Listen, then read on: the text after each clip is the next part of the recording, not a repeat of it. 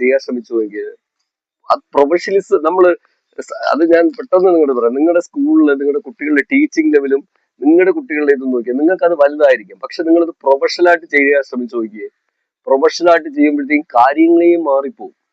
കാര്യങ്ങളുടെ ഓരോ ചലനവും, അതായത് നിങ്ങളുടെ കണ്ണിന്റെ ചലനം, മുഖത്തിന്റെ നോട്ടം, ഓഡിയൻസുമായിട്ടുള്ള കമ്മ്യൂണിക്കേഷൻസ്, ഇത് മ്യൂസിക്കിൽ പറയുന്നതാണ്. നിങ്ങളുടെ ബോഡി ലാംഗ്വേജ്, പിന്നെ നിങ്ങൾ പുറത്ത് പെരുമാറുന്ന രീതി, നിങ്ങളുടെ വസ്ത്രധാരണം, ഇതെല്ലാം തന്നെയും പ്രൊഫഷണലിസത്തിലോട്ട് കൊണ്ടുവരുമ്പോഴത്തേക്കും മാറ്റം വരും.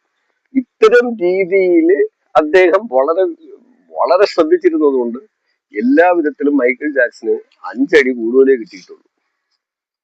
എന്നാൽ ആ അടി മൈക്കിൾ ജാക്സനെ വേദനിപ്പിച്ചിട്ടുണ്ടോ എന്ന് വല്ലാതെ വേദനിപ്പിച്ചു. ആ ചെറിയ പ്രായത്തിൽ, ആ കുഞ്ഞു പ്രായത്തിൽ അദ്ദേഹത്തിന് ഉണ്ടായ അനുഭവം ജീവിതത്തിന്റെ വലിയ മുന്നോട്ടുള്ള പോക്കിലൊക്കെയും അച്ഛനെതിരെ തിരിയുകയും ചെയ്തു. ഇത് രണ്ട് സൈഡിൽ നിന്ന് നോക്കിയാലും ശരിയുമുണ്ട് തെറ്റുമുണ്ട്. പക്ഷെ നമ്മൾ ഒന്ന് മനസ്സിലാക്കണം, എവിടെയെങ്കിലും വേദനിച്ചാൽ മാത്രമേ നമുക്ക് കൂടുതൽ സന്തോഷം ലഭിക്കുകയുള്ളൂ. കാരണം എന്ന് പറഞ്ഞാൽ നല്ല വേദനകൾ എന്ന് പറഞ്ഞാൽ കഠിനമായി അധ്വാനിക്കുമ്പോൾ ഉണ്ടാവുന്ന വേദനകൾ മാനസികമായിട്ട് ശാരീരികമായിട്ട് വേദനിക്കും. പക്ഷെ അത് പിന്നെ നമ്മൾ എന്ത് ചെയ്യും, വലിയ നിലയിലോട്ട് മാറുമ്പോഴത്തേക്കും നമുക്ക് കൂടുതൽ പോസിറ്റീവായിട്ട് മാറും. ഇങ്ങനെ രണ്ട് കാര്യങ്ങളാണ് മൈക്കിൾ ജാക്സന്റെ അച്ഛൻ ചെയ്തിട്ടുള്ളത്. ഇതിൽ രണ്ട് ഭാഗത്ത് ശരിയുണ്ടോ എന്ന് കേട്ടാ ഉണ്ട്, രണ്ട് ഭാഗത്തും തെറ്റുണ്ടോ എന്ന് കേട്ടാ ഉണ്ട്. അപ്പൊ ഇങ്ങനെ മൈക്കിൾ ജാക്സന്റെ അച്ഛന്റെ ജീവിതത്തിൽ നിന്ന് വ്യത്യസ്തമായി മക്കളെ മാറ്റിയെടുക്കാൻ ശ്രമിക്കുകയും ആ ബാൻഡ്, ആ മ്യൂസിക് ട്രൂപ്പിൽ കൂടി ഇവര് പല ഭാഗത്ത് സഞ്ചരിക്കുകയും ഓഡിയൻസ് നന്നായിട്ട് ക്ലിക്കാവുകയും അതിൽ കൂടി മെല്ലെ മെല്ലെ പല കമ്പനികളുമായിട്ട് ഇവർക്ക് ടൈപ്പ് കിട്ടുകയും അതിൽ കൂടി മൈക്കിൾ ജാക്സൺ വളരുകയും ചെയ്യുകയാണ്. ഇതിന്റെ ഫിനാൻഷ്യലും എല്ലാം അച്ഛൻ തന്നെയാണ് കണ്ടെത്തുന്നത്.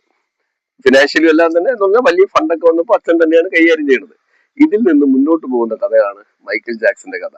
ഇതിൽ നിന്ന് മുന്നോട്ടുള്ള കഥയെക്കുറിച്ച് പ്രേക്ഷകർക്ക് ഞാൻ പറയേണ്ട കാര്യമില്ല. മൈക്കിൾ ജാക്സന്റെ ജീവിതം എന്തായിരുന്നു എന്നും മറ്റെല്ലാ കാര്യങ്ങളും അദ്ദേഹം എങ്ങനെ ആയിരുന്നു എന്നും നിങ്ങൾക്കറിയാം. എങ്കിലും സൂചിപ്പിക്കുകയാണ്, അദ്ദേഹം ഹൃദയമുള്ളവനായിരുന്നു, വിശാല മനസ്കരായിരുന്നു.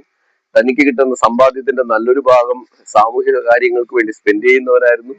എല്ലാവിധത്തിലും രോഗം ബാധിച്ചവരും തന്നെ പോലെ മാനസികമായിട്ട് പിന്നോട്ട് നിൽക്കുന്നവർക്കും ഒക്കെ അദ്ദേഹം വളരെയേറെ സാമീപ്യമായിരുന്നു, ഹെൽപ്പുമായിരുന്നു. അതിനുവേണ്ടി അദ്ദേഹം ഇന്നും ഫണ്ട് സൂക്ഷിക്കുന്നുണ്ട്.